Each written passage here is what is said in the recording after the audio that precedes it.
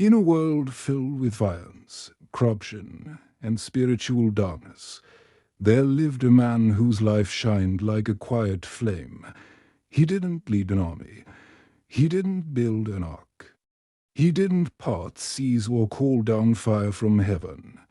Yet God honored him in a way no one else in his generation experienced. His name was Enoch, and Scripture tells us something astonishing about him. Enoch walked faithfully with God.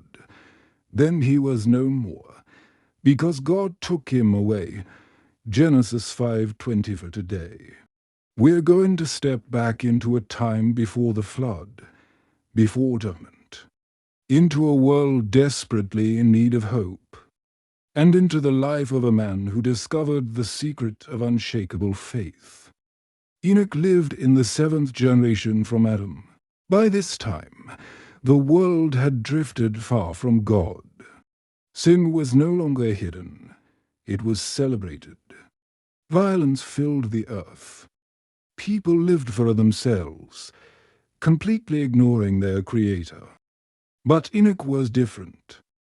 He was born into the line of Seth, the godly lineage, but even their faith was starting to fade.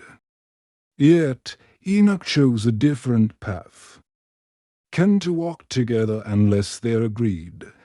Amos 3:3. While the world walked away from God, Enoch walked with him. This wasn't something he did occasionally or only on holy days. It was a daily commitment, step by step, a constant journey. So, what does it really mean to walk with God? It's interesting that the Bible doesn't say Enoch ran with God. It says he walked with him. Walking implies a relationship. It means pace, intimacy, and consistency. It means Enoch listened. Enoch obeyed. Enoch trusted God, even when that obedience was costly and difficult. Hebrews reveals his incredible faith. By faith Enoch was taken from this life, so that he did not experience death, for before he was taken, he was commended as one who pleased God. Hebrews 11:5. And how exactly did he please God? And without faith it is impossible to please God, because anyone who comes to him must believe that he exists and that he rewards those who earnestly seek him. Hebrews 11:6. Enoch didn't just believe God existed, he lived as if God was right there with him.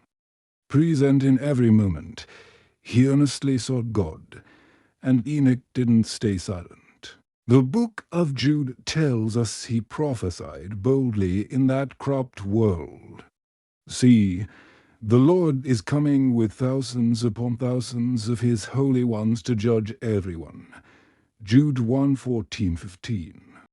Imagine the immense courage that took to warn a world that loved its sin, to speak truth when truth was unpopular, to stand firm while others mocked. Enoch feared God more than he feared man. As Proverbs says, the fear of the Lord is the beginning of wisdom. Proverbs 9:10. His faith wasn't a private, hidden secret. It was a visible and vocal part of his life.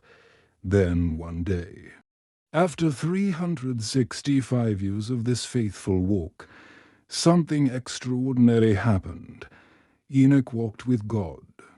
And he simply never walked back home.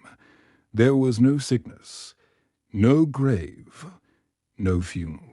Just this simple, stunning truth. He was no more, because God took him away. Genesis 5:20. For it was as if heaven itself said, "You have walked with me long enough on earth. It's time now. Come and walk with me forever." Enoch's life became this incredible testimony, a powerful demonstration that true intimacy with God leads to an eternal reward beyond our imagination. So, why does Enoch's story still matter so much to us today?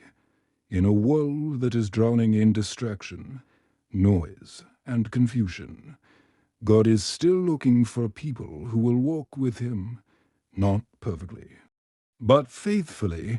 The Lord looks down from heaven to see if there are any who understand, any who seek God. Psalm 14:2. Enoch's life proves you don't need a massive platform or a famous name to please God. All you need is faithful, daily obedience. So, how can we find a faith like Enoch's? How do we begin to walk with God in our own lives? Right here, right now. 1. Believe God is near. Enoch lived aware of God's presence. Draw near to God, and He will draw near to you. James 4:8. Faith grows when we stop treating God as some distant, far-off being and start talking to Him, listening for His voice in our everyday lives.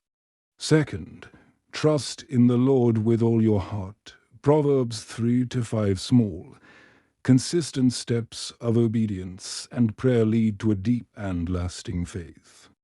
Third, live to please God, not people. Enoch wasn't popular by the world's standards, but he was approved by heaven.